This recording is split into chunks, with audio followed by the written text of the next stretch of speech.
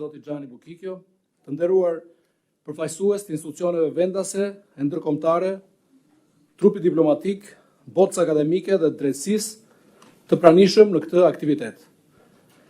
Organizimi i kësaj konference të rëndësishme që shënon 30 vjetorin e anëtarësimit të Shqipërisë në Këshillin e Evropës dhe 30 vjetorin e krijimit të Komisionit Venecias është kënaqësi edhe nder i veçantë për Kuvendin e Shqipërisë dhe për mua personalisht. Këshilli i Evropës dhe Komisioni i Venecias janë dy partnerë të shmuar të udhëtimit tonë drejt një shoqërie më demokratike, më të drejtë dhe më europiane. Gjatë tyre 3 dekadave, Shqipëria ka përjetuar ndryshime të mëdha. Këshilli i Evropës ka qenë një partner kyç dhe një pikë referimi për standardet që kemi ndjekur në ndërtimin e institucioneve demokratike, mbrojtjen e të drejtave të njerëzit dhe konsolidimin e shtetit të së drejtës. Ndërkohë Komisioni i Venecias ka shërbyer si një referencë profesionale dhe e pa-anshme, duke ofruar mendim juridik të thelluar dhe të besueshëm në çaste kyçe për zhvillimin institucional të vendit tonë. Në këtë 35 vjetor të Komisionit Venecias, dua të shpreh mirënjohjen më të thellë për rolin e tij parësor në proceset e reformimit ligjor dhe kushtetues të vendit tonë. Në momente të rëndësishme dhe jo rrallë të ndjeshme për jetën politike dhe kushtetuese të vendit, ky komision ka qenë zëri i arsyes, i profesionalizmit dhe i pavarësisë. Ai ka ndihmuar në orientimin e vendimarrjes të institucioneve shqiptare drejt zgjidhjeve të qëndrueshme në përputhje me parimet e demokracisë dhe sundimit të ligjit. Komisioni i Venecias ka dhënë një kontribut të jashtëzakonshëm në reformën në drejtësi, që shënon një transformim rrënjësor të sistemit gjyqësor dhe ka kthyer besimin e qytetarëve te drejtësia. Reformën zgjedhore, me të cilën opinionet e tij kanë ndihmuar në përafrimin me standardet europiane dhe në zgjidhjen e çështjeve të debatueshme. Marrëdhënien ndërinstitucionale dhe situatat e ndërlikuara kushtetuese apo politike, ku opinionit e Komisionit kanë ruajtur balancat dhe legitimitetin demokratik. Dua të theksoj se Komisioni i Venecias gëzon një reputacion të lartë në Shqipëri, jo vetëm nga institucionet shtetërore, por dhe bota akademike, shoqëria civile, media dhe qytetarët. Ky respekt buron nga serioziteti i opinioneve që ofron, nga analiza e thellë, nga pa-anësia dhe nga ndihma konkrete që ka dhënë për të dalë nga situata të vështira me dinjitet institucional dhe respekt të ligjit. Kuvendi i Shqipërisë si institucioni që mbart përgjegjësinë e ligjbërjes ka pasur ndër vite një bashkëpunim të frytshëm, shumë të frytshëm dhe konstruktiv me Komisionin e Venecias. Ky bashkëpunim ka ndihmuar në hartimin dhe përmirësimin e legjislacionit kushtetues e më gjerë, përforcimin e kontrollit demokratik dhe balancave të pushteteve, zgjidhjen e tensioneve institucionale dhe momenteve të ndërlikuara politike. Sot dua të ndaj me ju një zhvillim të rëndësishëm. Kuvendi i Shqipërisë ka ngritur tashmë një komision të posaçëm për reformën zgjedhore. Ky është një proces që kërkon seriozitet dhe gjithëpërfshirje. Në këtë kuadër, në përputhje me traditën e mirë të bashkëpunimit, ne do të mbajmë parasysh dhe konsultojmë dhe opinionet e Komisionit Venecias për propozimet që do të dalin nga ky komision.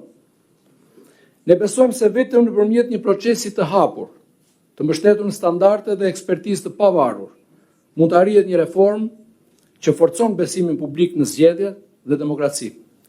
Gjithashtu dua të ndalem dhe të shpreh falënderime të veçanta për të gjithë anëtarët aktual dhe të mëparshëm të Kuvendit të Shqipërisë që kanë përfaqësuar vendin tonë në Asamblenë Parlamentare të Këshillit të Evropës.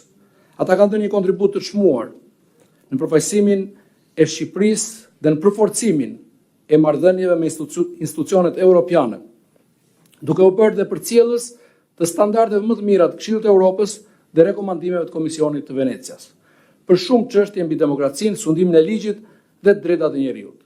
Falë këtij angazhimi u bë mundur sot edhe mbajtja e kësaj konference. E më lejoni këtu të shpreh dhe mirënjohjen për zyrën e Këshillit të Evropës në mbështetje të punës së Kuvendit të Shqipërisë. Një nga arritjet që sot nënvizojmë me krenari është fakti se Shqipëria sot ndodhet në fazën e post-monitorimit nga Asambleja Parlamentare e Këshillit të Evropës. Vendim ky i marrë në vitin 2024, pas më shumë se 20 vite nga antarësimi ynë në këtë këshill. Ky status është një njohje e progresit të arritur në forcimin e institucioneve demokratike, të drejtat njeriut dhe shtetit së drejtës. Por për te simbolikës, ky progres ka rëndësi të drejt për drejt konkrete për të ardhmen europiane të Shqipërisë. Ai ndihmon vendin ton në rrugën drejt antarësimit në Bashkimin Evropian, ku sundimi i ligjit dhe mbrojtja e drejtave themelore janë kërkesa themelore. Ai kontribon në ndërtimin e një shoqërie më të drejtë ku ligji është i barabartë për të gjithë, ku institucionet funksionojnë me transparencë dhe ku të drejtat dhe liritë e qytetarëve mbrohen në mënyrë efektive dhe të pakushtëzuar. Të nderuar pjesëmarrës, kjo konferencë është një mundësi e vlefshme për të reflektuar mbi rrugën që kemi ndjekur, mbi sfidat që kemi përballur dhe mbi atë që mund të bëjmë më mirë. Diskutimet për reformën drejtësi me fokus vettingun e magjistratëve, reformën zgjedhore dhe drejtësinë kushtetuese, çështje që do të diskutohen nesër nga folës të nderuar, janë jo vetëm të domosdoshme, por dhe jetike, për të çuar përpara konsolidimin demokratik dhe integrimin europian të vendit tonë. Kuvendi i Shqipërisë mbetet i angazhuar dhe i gatshëm për të ndjekur me seriozitet rekomandimet e Komisionit të Venecias, duke u konsideruar atë si një ndihmës të paçmueshme. Standardet e sundimit të ligjit përcaktuara në dokumentet e Këshillit të Evropës dhe Komisionit të Venecias janë zgjidhja e vetme, veçanërisht në ato momente kur agjendat politike të ditës vështirësojnë vendimarrjen që respekton standardet demokratike dhe interesin publik. Ne jemi të vetëdijshëm për rrugën e vështirë të konsolidimit të demokracisë, sidomos në kohën e sotme të tronditjes së themeleve të rendit botror të bazuar në rregulla. Shqipëria ka vetëm një rrugë dhe një destinacion. Ajo do t'i përkasë përgjithmonë botës së lirë dhe demokratike, ku respektohen të drejtat e njeriut dhe sundon ligji. Në përmbyllje më lejoni të uroj sukses e punimet të kësaj konferencës dhe t'ju shpreh mirëseardhjen më të ngrohtë në Tiranën e ngrohtë dhe me diell. Faleminderit.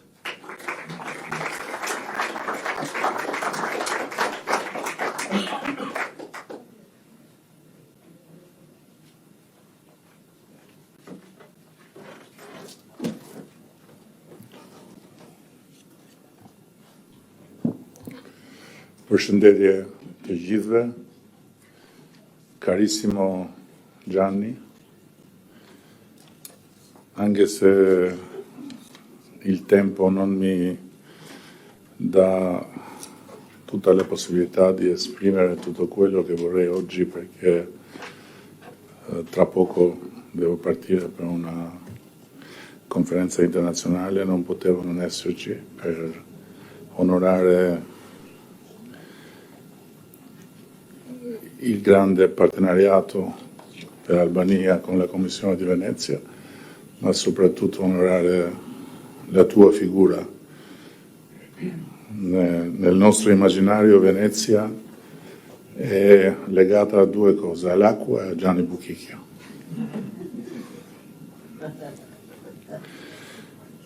Shumë faleminderit për praninë dhe për organizimin e kësaj konference lidhur me një institucion i cili e ka shoqëruar në vimësi përpjekjen e Shqipërisë për t'u demokratizuar dhe për t'u transformuar nga një vend i sapo dal prej diktaturës në një vend që synon të ulet në tryezën e Bashkimit Evropian. Dhe simbolikisht mund thuhet se Komisioni i Venecias dhe demokracia shqiptare janë shok materniteti. Kanë lindur në të njëjtën kohë në vitin 1990. Komisioni i Venecias si një fëmijë i Europës së ribashkuar në vlerat e lirisë dhe me dëshirën për t'u njësuar në parimet e demokracisë dhe demokracia shqiptare si një ëndër e shumë ndruar që më në fund pa të hapur shtekun e saj. Dhe historia e zhvillimit demokratik në Shqipëri është ngushtisht e lidhur me historinë e rritjes dhe të forcimit të influencës së Komisionit Venecias mbi procese që në vende si Shqipëria kanë pasur në vazhdimsi nevojën e ndihmës, nevojën e një mbështetje mençurie dhe nevojën e një asistenti, po themi se nuk është një gjykatës, por një asistenti bujar dhe të panshëm të çdo vendi në kërkim të standardeve më të mira. Sot Komisioni i Venecias, ndër të tjera, ka në bilancin e vet edhe kontributin e paçmuar për kushtetutën e parë të shtetit demokratik shqiptar, asaj të vitit 1998. Dhe po ashtu Komisioni i Venecias ka në bilancin e vet edhe një sër ndërhyrjesh shumë të rëndësishme në procese ku mendimi, opinioni i Komisionit ka luajtur një rol vendimtar për kajen e procesit. Por pa diskutim që Komisioni i Venecias ka në bilancin e vet dy kontribute kyçe për historinë e re ende, por gjithsesi histori e zhvillimeve demokratike në Shqipëri. Kontributet për kodin zgjedhor, të cilat kanë mbështetur thelbësisht përmirësimin e këtij kodi dhe kanë forcuar garancinë e standardeve demokratike, dhe nga ana tjetër kontributin historik për reformën më të thellë dhe më të vështirë që ka bërë Shqipëria, reformën në drejtësi, ku Komisioni ka qenë një bashkëpunëtar i pandar, një udhërfyes si gjithmonë i matur, dhe një autoritet që na ka ndihmuar të ruajmë gjatë gjithë kohës busullën dhe të orientohemi gjatë gjithë kohës në drejtimin e duhur. Pa Komisionin e Venecias dhe kontributin e tij do të kishte qenë e pamundur që Shqipëria të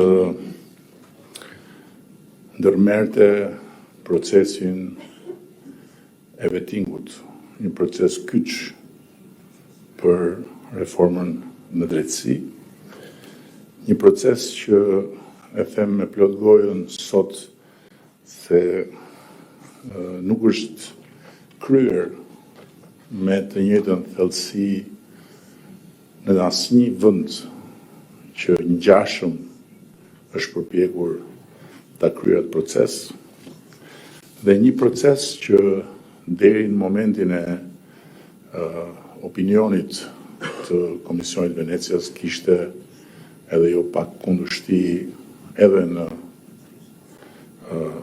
rrethet profesionale ndërkombëtare. Por Komisioni i Venecias ndër të tjera ka fituar edhe fuqinë për të imponuar në të gjitha instancat dhe për të respektuar nga të gjitha instancat. Dhe unë jam dëshmitar i faktit që opinionet e Venecias janë opinione të cilat respektohen plotësisht në çdo nivel ndërkombëtar të lidhur me çështje që kanë bëjnë me shtetin e së drejtës dhe me proceset e reformave apo të masave që lidhen me shtetin e së drejtës. Sot nuk është thjesht e vetëm 35 vjetori i Komisionit të Venecias që ne celebrojmë këtu në Shqipëri, por është edhe një përvjetor tjetër që ka një përkim sa të rastishëm aq edhe kuptim plot me përvjetorin e 35 Komisionit të Venecias, që është 30 vjetori i antarësimit të Shqipërisë në Këshillin e Europës.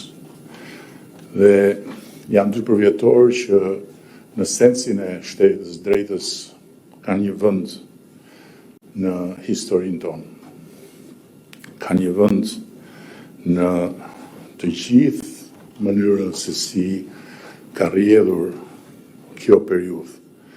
Dhe do të mjaftonte që për një moment vetëm ne të abstragonim dhe ta hiqnim Komisionin e Venecias bashku me Këshillin e Europës nga panorama e zhvillimeve të këtyre 35 viteve, duke u përpjekur të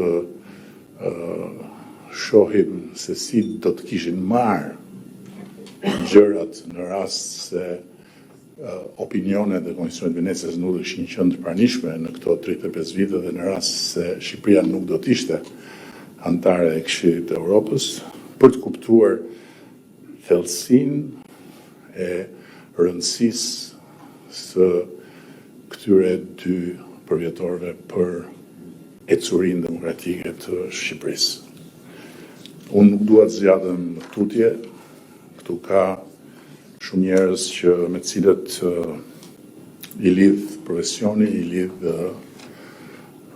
lidhin studimet, i lidh interesi për kompleksitetin e temave që kanë të bëjnë me shtetin e së drejtës, që me plot drejt kanë nevojë të kenë hapësirën dhe kohën e tyre për të diskutuar, por duhet ta mbyll duke thënë se Komisioni i Venecias është një partner i pazëvendësueshëm. Dhe sa i pazëvendësueshëm aq edhe i pabujshëm, i heshtur madje i Shqipërisë, që do të vazhdoj me patjetër të jetë një pikë referimi për ne, për të kuptuar sa më mirë se çfarë duhet të bëjmë më mirë në të gjitha momentet kur do të kemi dilemat e pandashme nga proceset e reformave dhe të ndryshimeve. Dhe fjalinë e fundit e kam të lidhur me të parën, duke kërkuar mirëkuptimin e të gjithë të pranishmëve të tjerë që kanë ardhur në emër të Komisionit apo nga jashtë Tiranës këtu, për faktin që e kam të pamundur të mos e mbyll me një falënderim shumë të posaçëm për Xhani Bukikjo, për të gjithë durimin e jashtëzakonshëm që ka pasur, durim që merr një tipar heroik, po të mendosh se Xhani vetë është italian, dhe që tregon se sa më shumë nevojë ka për durim kur ke të bësh me ne shqiptarët, edhe pse mund të jesh vetë italian që nuk je pjesë e një kombi që shquhet për virtytin e durimit. Dhe për gjitha të durim, Xhani, dhe për gjitha përpjekjet e tua për të lundruar në dallgët e politikës shqiptare dhe për të gjetur pikën e ekuilibrit mes shumë ekstremeve që të është dashur të ballafaqohesh edhe shumë mendimet kundëra që të është dashur të dëgjosh. Unë jam thellësisht mirënjohës dhe nuk ka pikë dyshimi që nëse Shqipëria nuk do të dedikojë një monument, dhe më mirë mos ta dedikojë, se ne me monumentet kemi gjithmonë një raport jo shumë afatgjatë, ti meriton një monument në të gjithë kujtesën e të gjithë atyre që punuan në gjithë të vite me Komisionin e Venecias. Shumë faleminderit.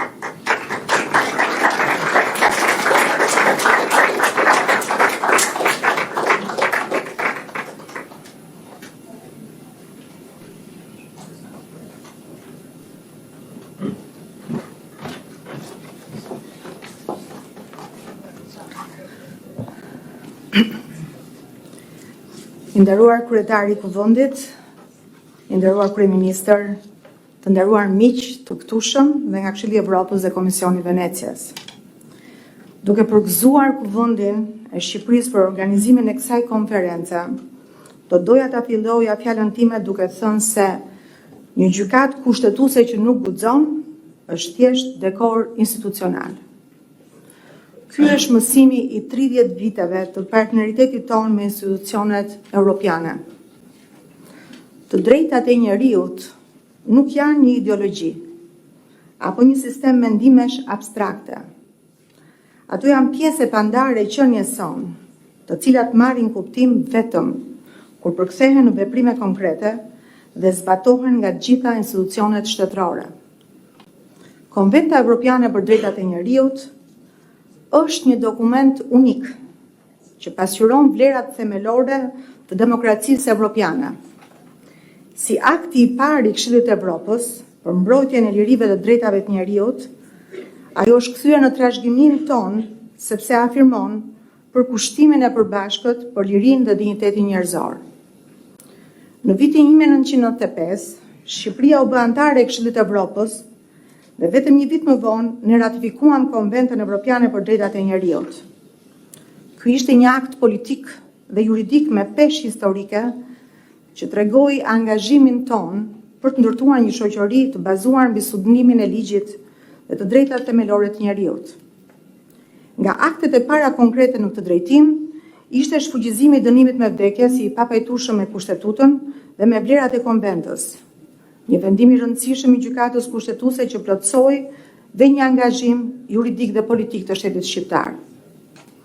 Kushtetuta shqiptare e thret drejt për së drejti dhe e bën pjesë të saj të brendshme konventën, jo vetëm për shkak të epërsisë së saj në të drejtën e brendshme ndaj ligjeve që bien ndesh me të, por sepse lidhur me kufizimin e të drejtave dhe lirive themelore, ajo barazohet me vetë kushtetutën, e cila parashikon se këto kufizime në asnjë rast nuk mund të tejkalojnë ato që ka parashikuar konventa. Këtu vlen të përmendet se jurisprudenca e Gjykatës Evropiane për Drejtat e Njeriut nuk është fakultative apo thjesht orientuese. Ajo është në fakt detyruese. Ajo përbën një burim të drejtë për drejtë të së drejtës dhe nuk mund të anashkalohet nga asnjë institucion i pushteteve të shtetit, as nga gjykatat, as nga prokuroria dhe as nga organet administrative. Standardet dhe parimet e elaboruara, jo vetëm nga Gjykata Evropiane për Drejtat e Njeriut, por edhe nga Komisioni i Venecias, plotësojnë dhe orientojnë sistemin ton juridik, veçanërisht aty ku ligji është i mangët apo i paqartë. Ato shërben si garanci për mbrojtjen efektive të lirive themelore dhe si shtyllë ndihmëse për interpretimin kushtetues. Gjykata kushtetuese ka reflektuar këtë qasje përgjatë veprimtarisë së saj shumë vjeçare, por edhe në një sër vendimesh të rëndësishme të marra përgjatë këtij viti, për cilat ajo dha interpretime të rëndësishme dhe konstatoi edhe cënimin e të drejtave të individëve në disa prej tyre, siç janë sekuestrimi i provave dhe kontrolli i banesës, korrespondenca dhe mbrojtja e saj nga sekuestrimi arbitrar, standardi i dyshimit arsyeshëm për masat e sigurimit personal. Këto vendime në fakt, janë shprehje e qartë të përkatësisë sonë të pakthyeshme në sistemin evropian të drejtave të njeriut. Lidhur me Komisionin e Venecias, do doja të theksoja se ai ka qenë një partner i çmuar për gjykatën kushtetuese përmes opinioneve këshillimore amicus curia dhe rrjetit të informacionit Kodisis. Partneriteti me Komisionin e Venecias nuk është një marrëdhënie mësues-nxënës. Është dialog midis të barabartëve. Kur gjykata kërkon opinion nga Komisioni i Venecias, nuk kërkon leje dhe nuk cedon sovranitet. Komisioni i Venecias ka qenë një udhërrëfyes në praktikën institucionale, duke ndihmuar vendimarrjen, jo vetëm përmes amicus curia, të dhëna mbi kërkesën e gjykatës për çështje konkrete, por edhe përmes standardeve dhe parimeve të elaboruara gjatë veprimtarisë së tij, sa herë është vënë lëvizje nga shtete dhe institucione të ndryshme për çështje kushtetuese. Nga ana tjetër, Kodisis, baza e të dhënave të Komisionit të Venecias, nuk është thjesht një bibliotekë digjitale. Është dëshmi se drejtësia kushtetuese flet një gjuhë universale. Kur një vendim i gjykatës citohet në Kiev apo Vilnius, nuk është thjesht një shkëmbim juridik. Është solidaritet në mbrojtjen e lirisë. Çdo vendim i ynë kontribon në këtë thesar të përbashkët të shtetit të së drejtës. Megjithatë, procesi konsultativ me Komisionin e Venecias nuk mund të përdoret për të shmangur ose relativizuar vendimet e gjykatës kushtetuese, të cilat janë përfundimtare, detyruese dhe nuk mund të vijnë në diskutim nga asnjë organ i pushtetit dhe as nga vetë ajo. Kërkimi i një opinioni këshillimor duhet të ndodhë paraprakisht dhe jo të përdoret si mjet për të kontestuar një vendimarrje të dhënë. Kjo është thelbësore për të ruajtur autoritetin institucional të gjykatës dhe për të respektuar ndarjen e pushteteve. Siç e përmenda më sipër, gjykata kushtetuese nuk është një institucion dekorativ. Ajo është arbitri i lojës demokratike. Kushtetuta nuk është pronë e politikanëve, është kontratë me qytetarin. Ne nuk kemi lapsin, por gomën.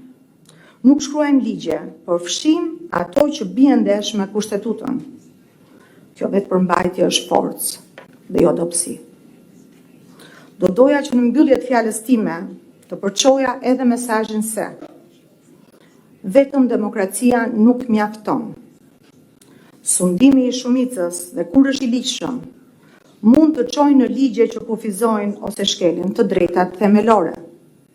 Prandaj është e domosdoshme që demokracia të jetë kushtetuese, me kufi për pushtetet, respekt të sundimit të ligjit dhe një pushtet gjyqësor të pavarur. Vetëm kështu demokracia nuk është vetëm një mekanizëm qeverisës, por një kulturë lirie, përgjegjshmërie dhe llogaridhënie. Drejtësia duhet të jetë jo vetëm e drejtë, por mbi të gjitha kushtetuese. Drejtësia që nuk respekton parimet themelore të kushtetutës, rrezikon të bëhet një mjet pushteti në vend që të jetë një mjet mbrojtjeje dhe ligjshmërie. Të drejta dhe lirit themelore nuk mbrohen sepse njihen nga shteti. Përkundrazi, ato janë universale dhe duhet të respektohen për të gjithë dhe nga të gjithë pa përjashtim. Dhe për ta mbyllur, në citim të Victor Hugo do të thoja, nuk ka asgjë më të fuqishme se një ide të cilës i ka ardhur koha. Koha e drejtësisë kushtetuese shqiptare si partnere e plotë evropiane ka ardhur. Ju faleminderit për vëmendjen dhe uroj punime të mbara kësaj konference.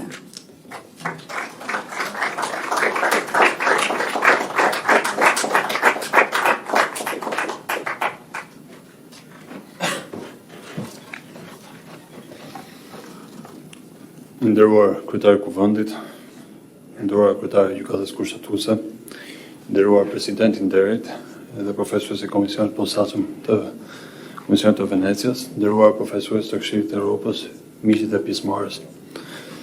3 dekada partneritet midis Shqipërisë, Këshillit të Evropës dhe Komisionit të Venecias shënjojnë një moment të veçantë që jo vetëm na jep mundësinë të evokojmë bashkëpunimin tonë të shkëlqyer, por edhe të reflektojmë mundësitë e mëtejshme për angazhimin tonë të përbashkët dhe sfidave dhe prioritetet të së ardhmes.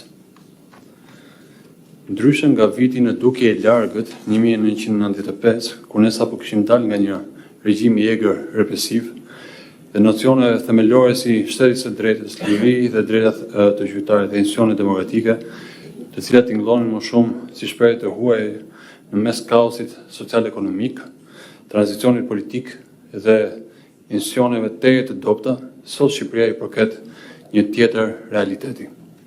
Përparimi i Shqipërisë në negociatat me Bashkimin Evropian është një rast i panuar suksesi, për nga ritmi i paprecedent dhe përmbushja e reformave rrënjësore dhe angazhime të ndërmarrë në kuadër të parafrimit. Vitin e ardhshëm shënjojmë plot 10 vite nga fillimi i reformës së drejtësisë, të cilat shumë vende e kanë konsideruar si një nga më të thellat në rajon. Sot kemi një sistem drejtësie që po ngrihet mbi themele të forta të pavarësisë dhe integritetit, me gjykata dhe prokurit të posaçme, produkti i kësaj reforme, që për herë të parë në historinë e shtetit shqiptar kanë patur mundësinë reale të hetojnë, ndjekin penalisht dhe dënojnë njerëz me pushtet. Besimin në thirrje, besimin në rritje i qytetarëve tek këto institucione është treguesi më i fortë i vlerësimit që kemi bërë gjën e duhur dhe do të vijojmë ta mbështesim reformën në drejtësi duke synuar konsolidimin e mëtejshëm të gjithë hallkave të kolanës së drejtësisë në funksion të garantimit të plotë të barazisë para ligjit dhe respektimit të lirive dhe drejtave të qytetarëve. Rivlerësimi i gjyqtarëve dhe prokurorëve ka rritur standardet e llogaritënies dhe integritetin në sistemin e drejtësisë. E përtej rezultateve inkurajuese të reformës në drejtësi, jemi vetëdijshëm se përmbushja plotësisht e vizionit dhe programit qeverisë Shqipëria 2030 shteti së drejtës në funksion të garantimit të drejtave dhe lirive themelore shkon përtej parime themelore të pavarësisë pushtetit dhe kontrollit kushtetues. Filozofia dhe mendimi politik e juridik i Montesquieu dhe Hamilton do të ishin pa plota në kontekstin e demokracive bashkëkohore nëse do të fokusoheshin vetëm te këto dy parime themelore, duke përjashtuar apo zbehur rëndësinë e përqafimit me vërtetësi të teorisë institucionale moderne dhe thirrjes së James Madison për një ndarje jo vetëm formale, por bashkëveprim dinamik mes pushteteve me mekanizma kontrolli reciprok. Një raport i shëndetshëm mes parlamentit, qeverisë dhe gjyqësorit është pikërisht ekuilibri që ruhet përmes transparencës, përgjegjshmërisë dhe panshmërisë. Së fundmi, mendje të ndritura të teorive bashkëkohore të demokracisë kushtetuese, si Habermas, John Rawls apo Ronald Dworkin, me të drejtë për kufizonin gjykatat jo thjesht si zbatuese të ligjit, por interpretuese të vlerave kushtetuese. Vetëm përmes batimit besnik të parimit checks and balances, gjykatat mund të shërbejnë si balancues moral dhe juridik, me qëllimin përfundimtar mbrojtjen e të drejtave dhe lirive themelore. Si ministri i drejtësisë nuk mund të lë pa përmendur dy dhëna as pak të rehatshme që kam hasur në raportet informuese me shkrim që në krye të marrjes së kësaj detyre. Këto dy dhëna lidhen si me sistemin penitenciar në Shqipëri, ashtu dhe me atë gjyqësor. Së pari, nga 4.576 shtetës të cilët gjenden sot në bugjet e vendit, rreth 60% e tyre janë ende në pritje të një vendimi gjyqësor. Qëndrimi në paraburgim, për një kohë më të gjatë se koha e disponuar me vendim përfundimtar gjykate, për shumë prej tyre shndrohet në padrejtësinë më të madhe për ta dhe familjarët e tyre. Së dyti, teksa ne përballemi me sfidat e plotësimit të vakancave të krijuara nga zbatimi i vettingut në Shqipëri, një madh sigurisht mos e nevojshme, apo rritja në vijim e backlogut apo çështjeve të mbartura nga viti në vit, donse ligji sanksionon ndërmjetësimin si veprimtari jashtëgjyqësore për zgjidhjen e mosmarrëveshjeve, veçanërisht në çështje civile, familjare, të punës apo dhe në rastet ku përfshihen interesat të miturve apo marrëdhëniet bashkëtorë. Vitin e shkuar në shkallë republike, vetëm një gjykat udhëzoi qytetarët për zgjidhjen e mosmarrëveshjeve jashtë procesit gjyqësor. Dhe këto 25 raste nga 1500 të tilla të ardhura vullnetarisht apo përmes shërbimit të ndihmës juridike të ofruar nga Ministria e Drejtësisë nuk arrin dot as 2% të totalit të çështjeve të zgjidhura përmes mekanizmit të ndërmjetësimit, i cili në fakt ka rezultuar shumë i suksesshëm, në shkallën 85-90%. Kjo sa për ta ilustruar, pa folur më pas për potencialin jashtëzakonshëm, por shumë pak ose as pak të eksploruar të arbitrazhit, pajtimit, negocimit apo metodave hibride dhe përdorimit të teknologjisë, siç ndodh edhe në vende të tjera me një demokraci të konsoliduar, për zgjidhjen e një sër kategori marrëveshjeve. Kjo duke hequr kostot, kohën, të zgjatjet e proceseve dhe patjetër dhe frustrimin dhe padrejtësitë që bëhen dhe që ndikojnë në besimin e qytetarëve të institucionet e drejtësisë. Jemi të vetëdijshëm se shteti së drejtës nuk është një stacion kumbëri, por një udhëtim i pandashëm që kërkon përkushtim të përhershëm. Prandaj sfida jonë është ta konsolidojmë atë reformën drejtësi, të sigurojmë funksionimin efikas dhe të institucioneve të reja, të rrisim transparencën, të forcojmë integritetin e trupës të magjistratëve, si dhe të administratës të sistemit gjyqësor, duke mos u lëkundur nga objektivi ynë ambicioz, që është në fund të fundit dhënia një drejtësie sociale për të gjithë, pa përjashtim. Shqipëria vijon të përputhë kornizën e saj kushtetuese dhe ligjore me rekomandimet e Komisionit të Venecias, duke u fokusuar në forcimin e pavarësisë, efikasitetit dhe integritetit të sistemit gjyqësor. Ky është një proces që nuk ndalet me ngritjen e institucioneve të reja, por që kërkon punë të vazhdueshme për siguruar funksionimin e tyre të plotë dhe të qëndrueshëm. Sigurimi i pavarësisë reale të institucioneve të drejtësisë dhe organeve të pavarura të mbikëqyrjes mbetet objektiv qendror i reformës. Aktualisht, Shqipëria po rishikon qasjen e saj mbi mekanizmat e mbikëqyrjes parlamentare ndaj institucioneve të pavarura, me qëllim që të garantohet një model i balancuar që forcon njëkohësisht autonominë institucionale dhe përgjegjësinë në përputhje të plotë me parimet kushtetuese dhe standardet evropiane. Shumë faleminderit.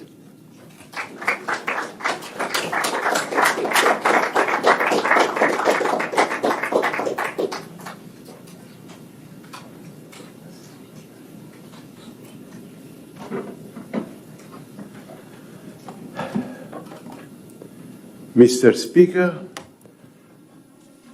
first of all, I would like to thank you for having taken the initiative to co-organize with the Venice Commission this event, which celebrates our long-standing cooperation. The Prime Minister is no more there. I would like to thank you very much for very kind words he addressed to me. The only thing you should tell him that I have been, remain forever. Pra, gjithashtu, unë dua të them që mbetem dhe do të mbetem përgjithmonë mik i shqiptarëve. Kjo është koha e përvjetorëve. 75 vjetori e Konvencës Europiane për të Drejtat e Njeriut, 35 vjetori Komisionit të Venecias, i cili u festuan në Venecia vetëm një javë më parë, 30 vjetori Shqipërisë si antare e Këshillit të Evropës dhe Komisioni Venecias, dhe nëse nuk gaboj, 34 vjet bashkëpunim midis Komisionit të Venecias dhe Shqipërisë, sepse bashkëpunimi ynë ka filluar edhe përpara antarësimit tuaj në Këshillin e Evropës dhe në Komisionin e Venecias. Në fakt, fjalimi im do të ishte pak a shumë personal, bazuar edhe të kujtimet që kam në vendin tuaj. Në fakt, dhe në të vërtetë unë isha antar i parë i stafit të Këshillit të Evropës që erdha në Shqipëri në shtator të vitit 1991. Unë kam lindur në Bari në vitin 1944, 2 vjet përpara shpalljes së Republikës në vendin tuaj. Kur isha i ri, Shqipëria ishte për mua një vend misterioz. Vetëm disa qindra kilometra nga vendlindja ime dhe vetëm 80 kilometra nga Otranto, nga ku ju mund të shikoni edhe Bregdetin e bukur shqiptar. Kështu që të shkelësh tokën e vendit tuaj ishte një zbulim i vërtet. Kam ende një kujtim të gjallë të rrugës që kanë bërë atëre midis aeroportit dhe Tiranës me bunkerët e saj të panumërt, ishin vetëm 2 hotele të vetme në Tiranë, Hoteli Dajti dhe Hotel Tirana që ekzistonin atë kohë, të tregut në sheshin Skënderbej, ku kishte vetëm disa shitësh, patatesh, qepësh, të dritarëve të thyera, të varfërisë ekstreme për shkak të braktisjes së ekonomisë së planifikuar. Situata dhe gjendja e rrugëve. Autoritetet e asaj kohe kishin organizuar një vizitë në Berat. Udhëtimi me makinë zgjati 3 orë, ndërsa tashmë mendoj se 1 orë e 20 minuta është mjaftueshme. Dhe shpesh kaluam në atë kohë në një rrugë të pakalueshme, plot me rënoja makinash anash. Në Berat ishte një adoleshent që fliste italisht, frëngjisht dhe anglisht dhe ai propozoi veten si të shërbente si udhërrëfyes. Në fund të vizitës, ne donim ta shpërblenim atë, ta paguanin, por ai na refuzoi parat me dinjitet dhe kërkoi vetëm stilolapsa. Pas kësaj vizite të parë, unë u ktheva pothuajse çdo vit në Shqipëri dhe mund të vëzhgoja dhe të shija përparimin e jashtëzakonshëm që keni arritur përgjatë viteve. Mund të thuhet shumë për këto më shumë se 3 dekada bashkëpunimi. Shqipëria është në fakt një nga klientët tanë më të mirë të Komisionit të Venecias. Unë mendoj se nuk ka pasur asnjë vit pa bashkëpunim. Përveç opinioneve, ky bashkëpunim përfshiu një sër ngjarjesh dhe aktivitetesh, si konferenca dhe seminare të nivelit të lartë, si ajo që po organizon këto ditë. Më lejoni të filloj me disa kujtime të viteve të para të Komisionit përpara se të vijë sfidat e paraqitura. Bashkëpunimi i Komisionit të Venecias me Shqipërinë zakonisht përfshin aspekte të ndryshme të së drejtës kushtetuese, ashtu si shtrejtohet nga Komisioni i Venecias dhe këto janë drejtësia e zakonshme, drejtësia kushtetuese e të tjera, drejtësia ligjëzor e të tjera. Dhe këto janë ato tema të cilat do të trajtohen gjatë kësaj konference, e cila është një ngjarje dhe një aktivitet gjithëpërfshirës për të drejtën kushtetuese. Komisioni i Venecias filloi punën me Kuvendin e Shqipërisë dhe kryetarin e tij, Kasriot Islami, në vjeshtën e vitit 91, për një projekt të parë të kushtetutës. Ky ishte një nga ato proceset kushtetuese në të cilin Komisioni i Venecias ishte shumë i përfshirë. Ishte një nga më të gjatat dhe më duhet them se u trajtua tërësisht. Projekti i parë i kushtetutës u refuzua në një referendum në nëntor të 1994-s, duke bërë të nevojshme që puna të kthehej përsëri në rrugën e duhur.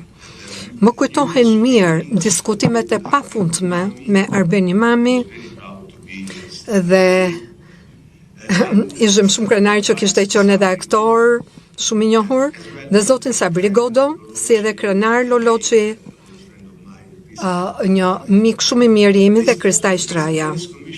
Kjo çoi në opinionin e parë të Komisionit të Venecias për Shqipërinë në 1995 mbi ligjin për organizimin e gjyqësorit dhe i kishte kapitulli 6 i projekt kushtetutës. Komisioni i Venecias gjithashtu u përfshi edhe në fillim të viteve 90 në një program specifik bashkëpunimi Task Force në Shqipërinë.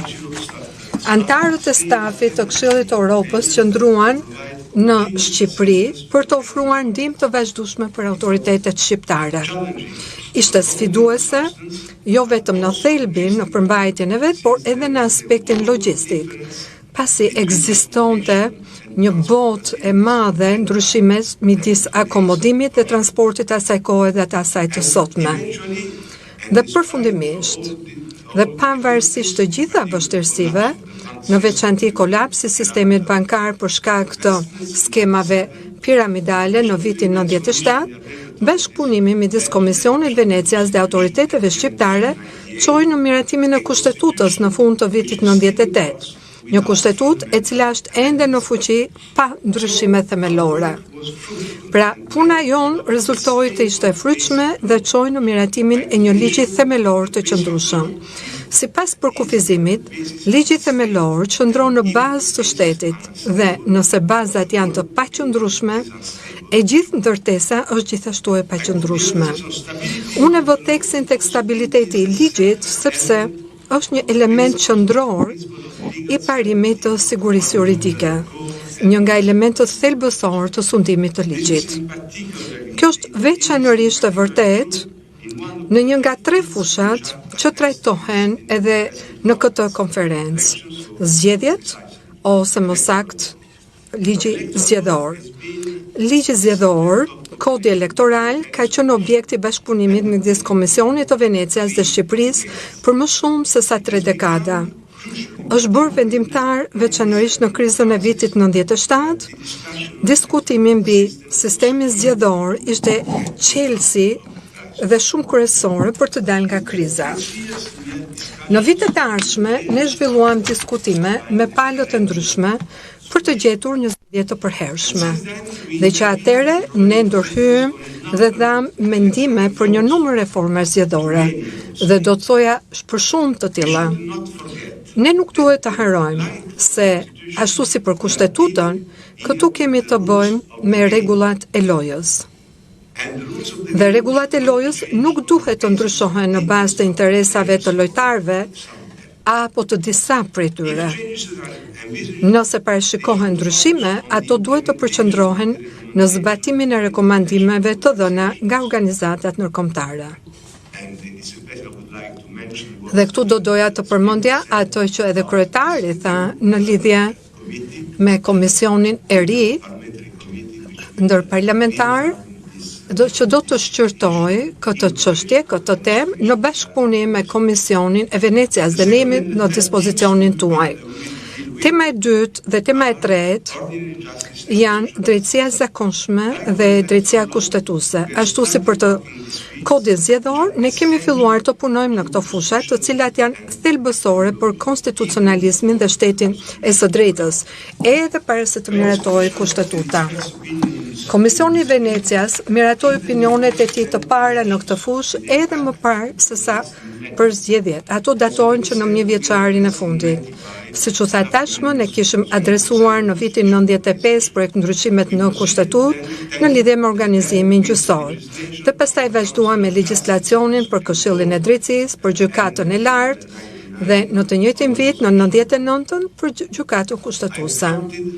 Unë kam numëruar 7 përmbledhje amicus curiae të Komisionit Venecias për Gjykatën Kushtetuese të Shqipërisë. Kjo është e jashtëzakonshme dhe nënvezon cilësinë e bashkëpunimit tonë. Duke ardhur tek çështjet e fundit, nuk mund të ri pa nënvizuar punën e rëndësishme që po bëhet në ligjin për rivlerësimin kalimtar të gjyqtarëve dhe prokurorëve, pra I ashtu quajturi ligji vettingut. Ky është një shembull tjetër I bashkëpunimit në fushën e gjyqësorit dhe njëkohësisht së bashku me Gjykatën Kushtetuese, pasi Komisioni I Venecias dha një përmbledhje amicus curiae me kërkesë të Gjykatës Kushtetuese për këtë çështje. Në punën e tij për rishikimin e listës së kontrollit të sundimit të ligjit, Komisioni I Venecias tani po trajton rivendosjen dhe konsolidimin e sundimit të ligjit. Ndërsa në një kontekst të ndryshëm nga ndërhyrja e pushtetit politik në gjyqësor dhe mënyra për ta korrigjuar atë, puna jonë për ligjin e vettingut mund të konsiderohet si një nga reflektimet e para për rivendosjen e shtetit të së drejtës. Pyetja kryesore dhe çështja kryesore është se si t'i japim fund një situate e cila vjen ndesh me sundimin e ligjit, por duke respektuar këtë të fundit.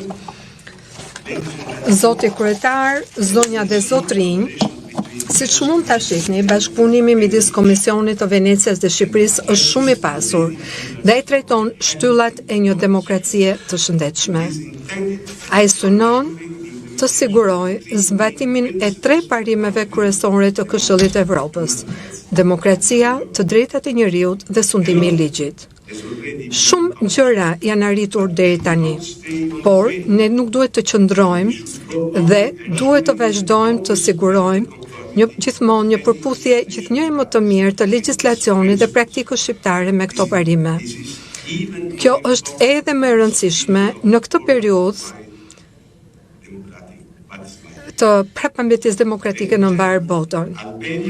Shqipëria, zonja dhe zotrin, Shqipëria mund dhe duhet të përparojë për të mirën e popullit të saj dhe për një integrim të plot në Bashkimin Evropian dhe në familjen evropiane.